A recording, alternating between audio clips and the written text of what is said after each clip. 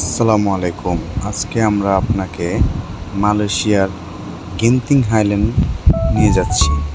গেন্তিং হাইল্যান্ডটা মালয়েশিয়ার খুবই একটা নামকরা জায়গা। এইখানে অনেক দেশের লোক আসে হলিডেতে, কারণ এটা জমিন থেকে ৬,০০০ ফিট উপরে, যেমন মেঘের ১ লেয়ার উপরে। তো আমরা আজকে সেখানে ঘুরতে যাব। সবাই পাশে থাকুন, ঘুরিয়ে ঘুরিয়ে দেখাবো বনি আলমের মতো। সো গাইস, আজকে আমরা এখন রওনা হয়েছি, গাড়িতে আছি।